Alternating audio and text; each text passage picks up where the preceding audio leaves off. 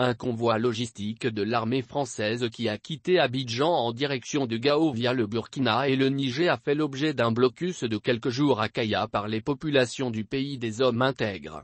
Après quelques jours de statu quo, le convoi a finalement repris sa route vers Gao. Ce blocus a ravivé encore les récriminations populaires d'une partie de la population contre l'opération militaire française Barkhane, laquelle opération couvre 5 pays du Sahel à savoir le Burkina Faso, le Mali, la Mauritanie, le Niger et le Tchad. Le passage de ce convoi a tourné au Dramatera, une ville nigérienne. Du Mali au Burkina en passant par le Niger et le Tchad, la politique extérieure de l'ancienne puissance coloniale est de plus en plus contestée par une partie des opinions publiques.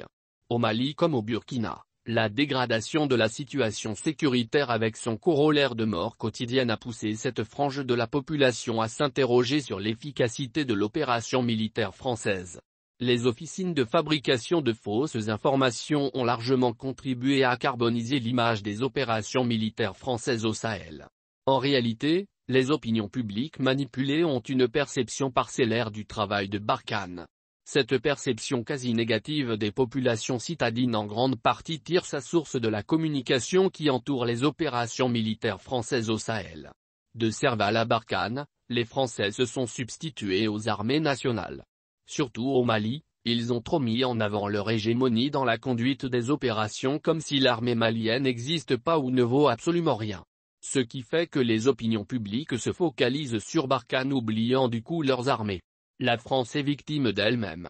Les Français ont commis des erreurs mais certaines critiques sont excessives au regard de l'immensité du territoire où se déplacent ces groupes armés extrémistes et de la nature asymétrique de la guerre. Certes Barkhane dispose de plus de moyens mais ne peut aucunement assurer une couverture efficace de ce vaste territoire du Sahel. Quelques 5000 soldats ne peuvent pas garantir la quiétude sur un espace vaste de plus de 3 millions de kilomètres. Les opinions publiques surtout citadines ne perçoivent pas cette dimension, rarement abordée par les analystes dans leurs interventions. La non-prise en compte de cet aspect conduit généralement à une surévaluation des capacités opérationnelles des militaires de l'opération Barkhane, lesquels reçoivent d'appui important de la part des Américains en termes de renseignements provenant de l'exploitation des moyens de surveillance très sophistiqués. Sans cet appui précieux des Américains, les Français auraient eu du mal à réussir certains exploits notamment les éliminations des chefs de groupes terroristes.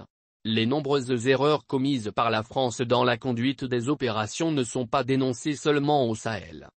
En France, ils sont nombreux y compris les diplomates ou les anciens diplomates à exprimer leur profond désaccord sur ce sujet. Pour être opposé à l'alliance avec le Mouvement national de libération de l'Azawad, MNLA, aux premières heures de Serval, Christian Rouillet, ambassadeur d'alors à Bamako, a été rappelé sans aménagement par Laurent Fabius. Laurent Bigot est connu pour être l'une des critiques virulentes de la politique de son pays au Sahel. Si les tribunes publiées par des anciens diplomates, des chercheurs avaient été mieux analysées, la France ne se serait sûrement pas retrouvée dans cette situation embarrassante au Sahel sous les feux des opinions publiques. Récemment, l'ancien Premier ministre français Dominique de Villepin critiquait aussi la posture dans laquelle se trouve la France au Sahel. Des hommes politiques français comme Jean-Luc Mélenchon ne portent pas de gang pour tirer à boulet rouge sur la politique française au Sahel. La France doit procéder à un changement radical au Sahel. Il faut non seulement confier le contrôle des opérations aux forces armées nationales mais aussi donner une chance aux initiatives politiques locales visant à trouver une passerelle de dialogue avec les groupes extrémistes. La réorganisation du dispositif de Barkhane doit être perçue comme une opportunité par les pays du Sahel en général et le Mali en particulier.